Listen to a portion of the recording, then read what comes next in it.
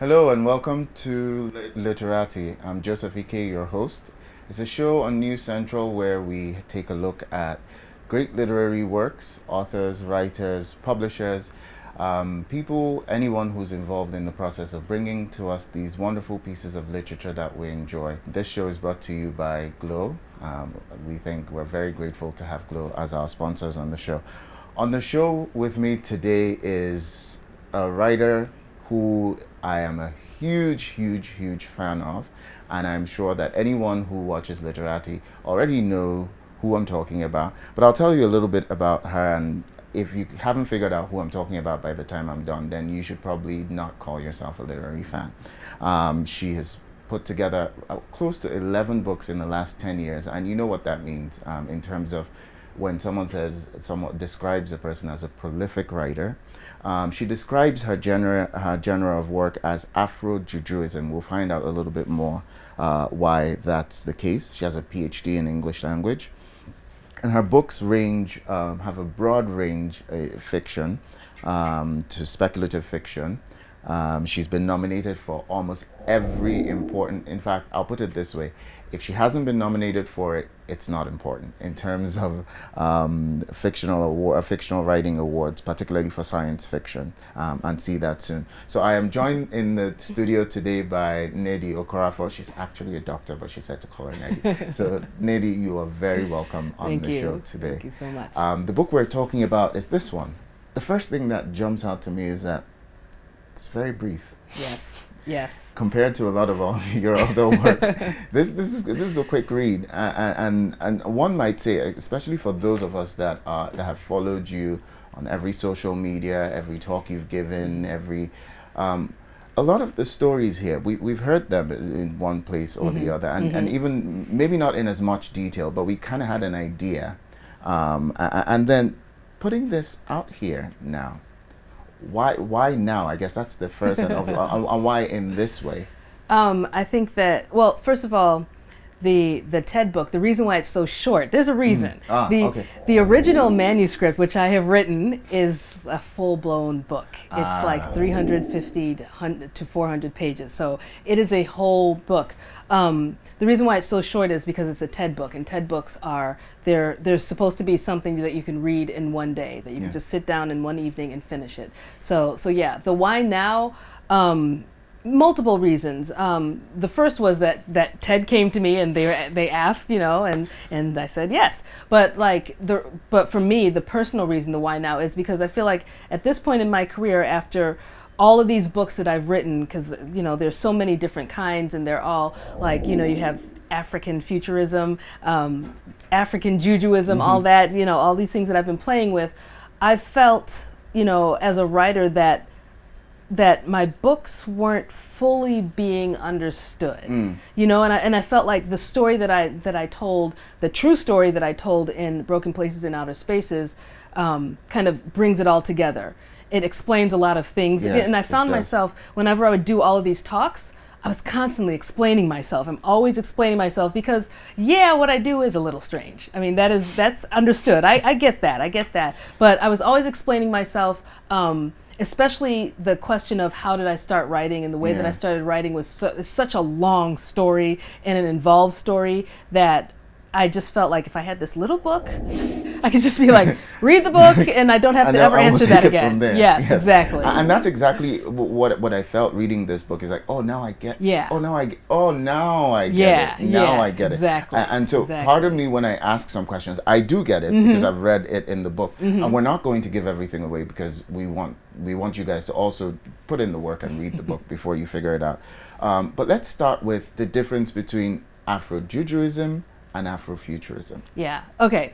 First is African Jujuism. African Jujuism. Yes. Okay. Yes. Okay. So these are two terms that I came up with because I found my work being labeled in a way that I did not agree with and like misunderstood, and because it was being mislabeled, I felt like I wasn't being read in the right way. I wasn't being read in the proper context. So I came up with these two terms. So I was being labeled as an Afrofuturist, which is very much based in the United States. Yes. And the stories that I'm writing are far more global, and they are rooted most deeply in Africa, particularly Nigeria, for most of them. So so I felt like I had to create this word because there was no way of doing that otherwise. So African Jujuism is gosh, how do I even describe it? It's a subcategory of science fiction. Yes. Okay, and it is interested in looking into the future. It is interested in the present, but it's interested in looking into the future. But it's also deeply from a context of Africa. Yes. You know, it's deeply rooted in Africa, and it branches out from there. Everything that it is speculating about, that it is considering, is from that perspective first and foremost. So that's what African futurism is. Now, African Jujuism was a term that I felt like I needed to come up with because my work was being labeled as fantasy, and a lot of the things that I write about are not fantasy. They're things that people actually believe in, and their cultural beliefs.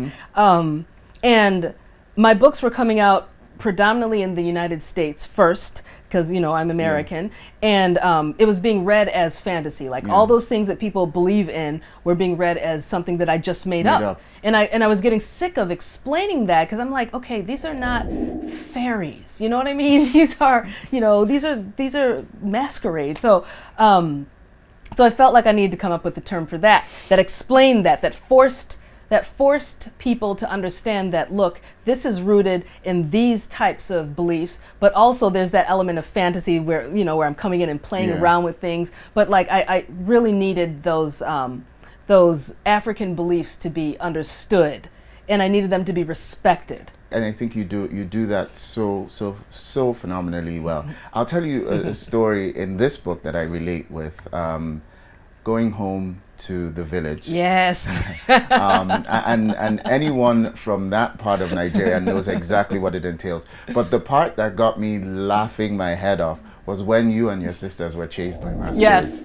And I could see how an American audience, a Western audience, would see that and think, yeah, it's probably just a ridiculous fantasy story. But it's a real experience. Like, you have to run from these things. Yes. And you have to walk around. I mean, you don't just travel for Christmas. You need to go to uncles and aunties' houses and eat silly and be given small bits of money and avoid the masquerade. Yes. And so reading that, it's so, I could relate with it, but at the same time, I could see if I were in the US, I could still relate with it. So it's such a beautiful thing to finally find ourselves where it makes sense to us. It's not being written in a way that balances other people's consideration. Right. It's been written for us wherever we may find ourselves. And I'm really grateful to have that in writing.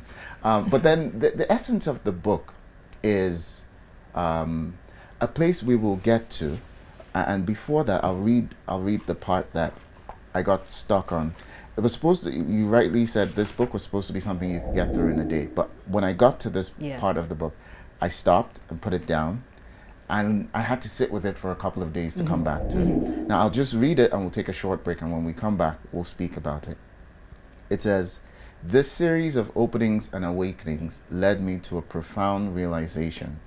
What we perceive as limitations have the potential to become strengths greater than what we had when we were normal or unbroken.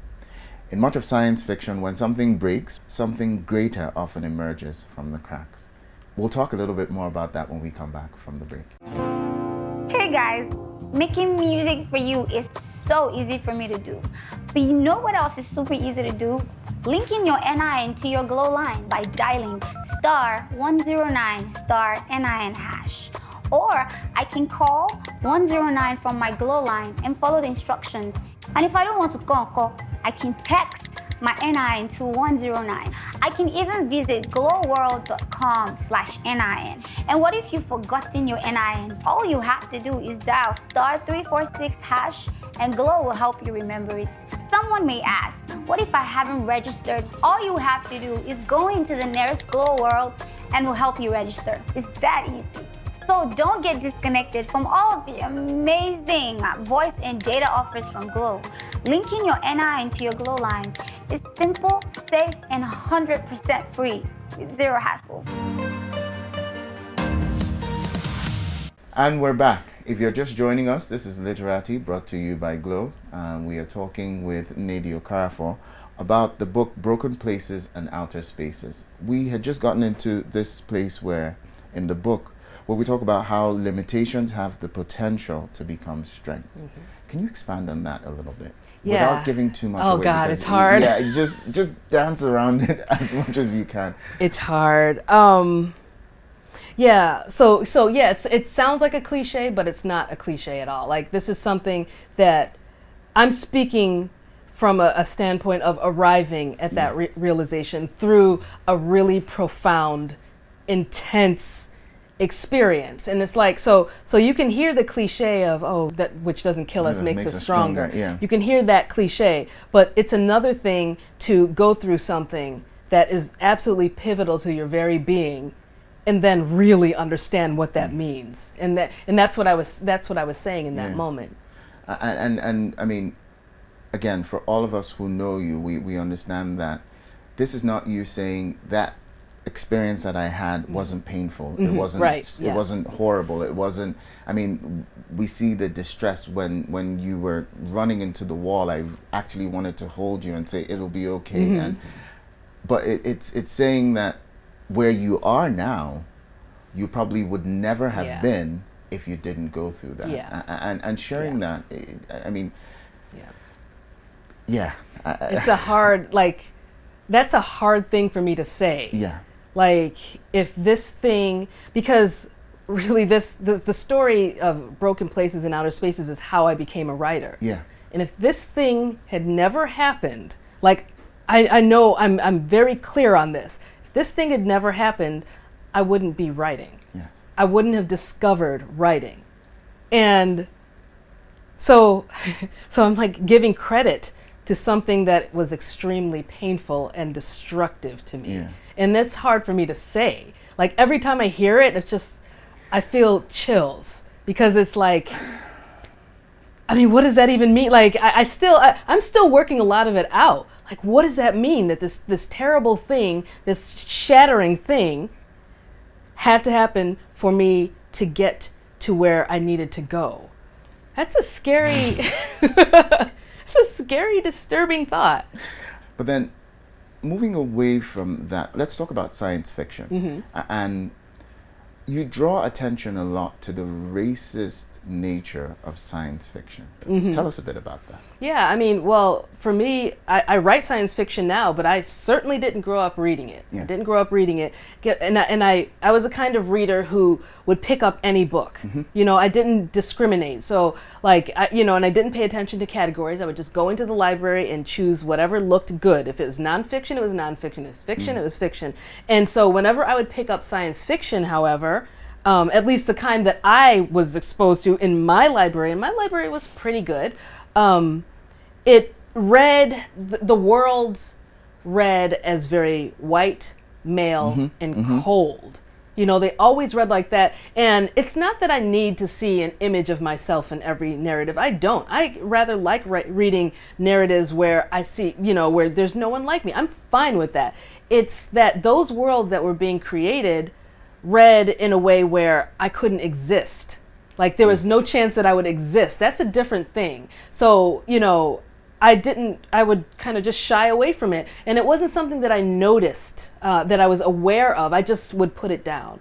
I just felt like those types of stories were not accessible to me. And that, and these are the narratives that we're talking about the future. Yeah. You don't want to read a future about where you don't exist. You just not, or there's no possibility of you existing. That's not enjoyable. That's not healthy. So yeah, I mean, I like the way I arrived at writing science fiction was a very different path. Yeah. I arrived at science fiction from by coming to Nigeria, and visiting relatives. And as I got older, I saw technology appear. Yeah. And then I started thinking about that. I started seeing technology appear, especially cell phones, in really interesting, unique places. And I'm like, okay, there's no literature about this type of Africa. Yeah. Whenever I see Africa, it's being portrayed as a place of the past, a place where that people go to have adventures and then leave. It's a place that people leave and don't come back to. a place that's stagnant, that's not moving into any future. And I'm seeing, cell phones popping up, like palm wine tappers holding cell phones, and I'm like, okay, where is this? Where is this? I wanna read this. And so that was how I kind of got around that whole racist nature. And a lot of classic science fiction is focused on colonialism. Yes. It has a very, like I said, white male point of view. Like they react to everything in a very specific way that I couldn't relate to. And I think this is very important, because it's not just shouting out racism as a cliche term. And actually learning that from you was very important, that when you go through these types of literature, I mean, they're fictional, but it often excludes the possibility of your existence in the future. So where does that place you? Where are we on this map? And it says, in the future, we're done with you. And this is what it looks like, and then starts to tell the story. And there's something innately unappealing about that kind of story to the person being excluded. To say the least. So it's destructive. It is, and it reinforces notions that are, not. And it's great that and then you insist on being called one word, Niger American. Yes. Tell us about that. Yes. Okay. That's very important. That's very important.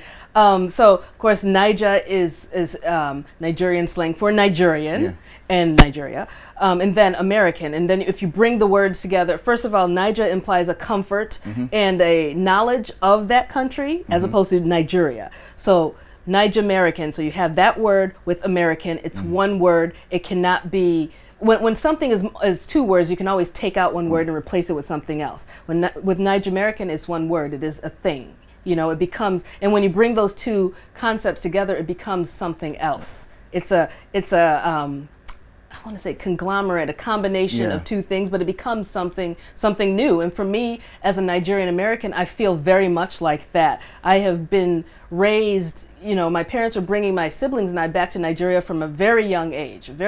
So it wasn't that we grew up American and then learned later. So it was even. It was even because we grew up in the United States in a pretty racist part of the south side of Chicago, like really racist, as you read in the book. And then they were taking us back to Nigeria. So we had like this dual weird experience of otherness and belongingness happening at the same time, and we understood our identity very clearly. My sisters and my brother and I we all have the same attitude about who we are. We don't think, oh, we have to choose sides. We all have an American passport and a Nigerian passport. We bring it all together, and that's what we are. And so there are conflicts with that sometimes, but there's we're something else, but we're a combination of the two. Yeah. We'll take a short break, and when we get back, we'll pick up on this combination and identity and how that plays out going forward. Can you see me now? We're just having a good time, and I'm feeling so good tonight. What you did? I dey come now. You go see me now. You go. Call your party and everybody, make we start to the corner. Where you dey now? You go see me now. Everybody they dance. Where you dey now? Oh, you go see me now. I'm fine, sir. Even me, I'm surprised. Hey, where you at?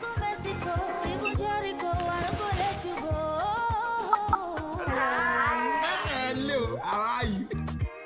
Tell us one truth nobody knows. I like to steam it from my mama's pot. Glow, the best data plans in town. Dial *777#. And we're back. If you're just joining us, we are talking about Broken Places, Outer Spaces with the writer, Nnedi Okoroafor, on Literati. It's been a great conversation so far. So join us. And we were talking briefly about identity and the idea of, we're not talking about Nigerian American. And I like the way you put it, because when you hyphenate it and compound it like that, you could always take out one and focus on the other. It's a fusion that cannot be broken. Exactly. And it essentially becomes a new thing. Exactly. A single thing that is a new thing, a product of all of these.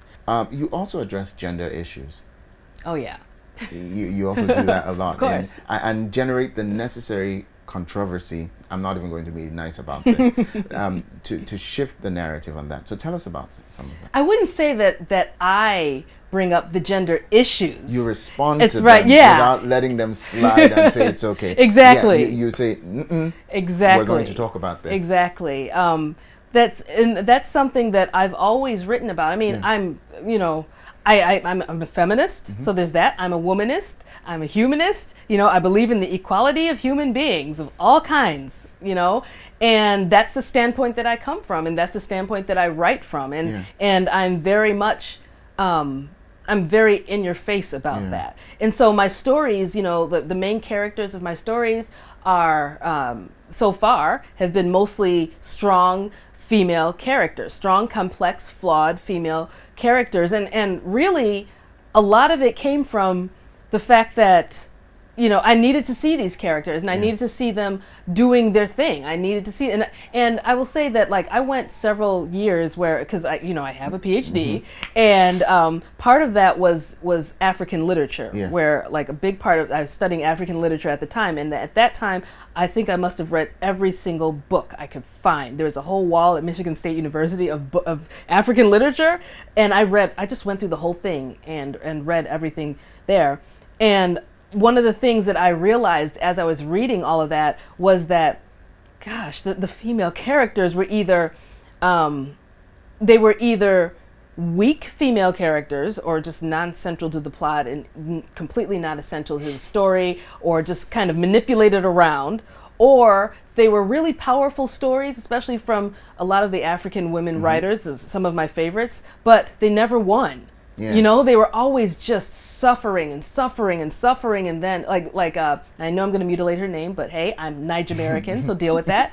Buchi Emechida. Okay. I read all of her books at one point, and I remember, I really don't suggest anyone read them all at once the way I did. I read them all in a row, and I was very angry. And the women in her stories don't win. Yeah. They don't win. It's a very visceral, honest telling, but they don't win. And so I needed to see that. And so a lot of my characters will face patriarchal systems, and I'm all about the African feminism, which comes up from it has a different bloodline than Western feminism. I'm looking at the feminism of my mother and my grandmother and the women around me, and I'm very much about exploring that because they move within the culture. And they battle they come up against obstacles, and they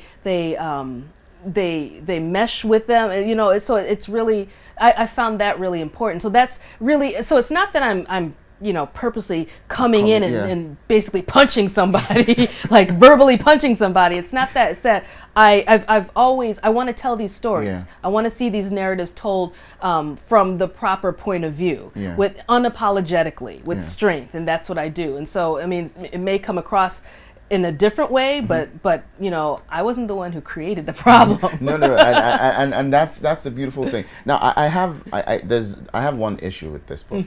It's a memoir of sorts. Yeah. But one of my favorite things about you is not in this book, and that's your cat. Oh, I got my cat after. That explains it. What's your cat's name? Okay, my cat's name is Pumpernickel Pickle Periwinkle Chukwu Okorafor. Okay, can you take that again slowly? Yeah, okay, so there's a reason, there's a story. I'm a writer, and I named a cat. This is the first cat I've ever had in my life. I've never spent time with a cat before, and so, this is what happens. And so, okay, so, how do I explain this? Okay, I'm going to try to make this fast. So, Pumpernickel Pickle is in the Smurfs. That's a cartoon. Oh, yes. Yeah, there's an episode of the Smurfs where that is a way of calling a genie. Okay. So it's a magical word, Pumpernickel Pickle. So I like that. I like the sound of it. Okay. It's got a lot of P's. It sounds nice. And then Periwinkle. His eyes are the color Periwinkle, not the snail. Okay.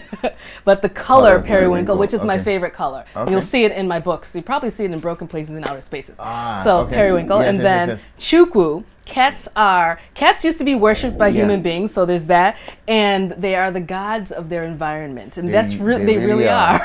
They really are. They really are. So yeah, that's where the name, and then of course he's an Okoroafor. Yes. Okay. So because I was like, where is he with his fantastic name? If I had my cat at the time I wrote this, he'd definitely be in there. Good. Definitely. Now you're working on a lot of very interesting projects, and honestly, a lot of very interesting projects. Now, if you notice my lips quivering, is because what I would suggest is stay tuned. Stay tuned. Because there's a lot of really exciting news coming. But let's talk about the one you're working on with Amazon. So tell us a little bit about that. Yeah. project. So I'm currently adapting the series, but the first book is Wild Seed. It's the Patternist series by Octavia Butler, who is an African-American science fiction writer. I'm adapting that with Kenyan film director and writer Wanere Kahiu. Wow. Yeah, it's really exciting. And the first one's set where?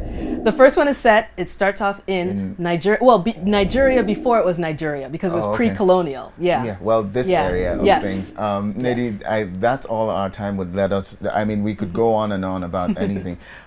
It's a brief book, but it really situates a lot of your writing. It helps us to make sense of a lot of things that may have seemed, for me at least, that now I get that. So I'd suggest anyone who can just head out to Ouida Books, head out to any bookstore. The book's available. If you're a literary fan like I am, you'll be done with it in no time. And Nnedi, it's been fantastic having you on the show. Thank you so much for making out the time to be with us today. Thank you. Until next time, feel free to join us on the conversation. #NCLiterati on Twitter, and follow News Central on Twitter as well. Till next time, I'm Joseph Ike. Thank you very much.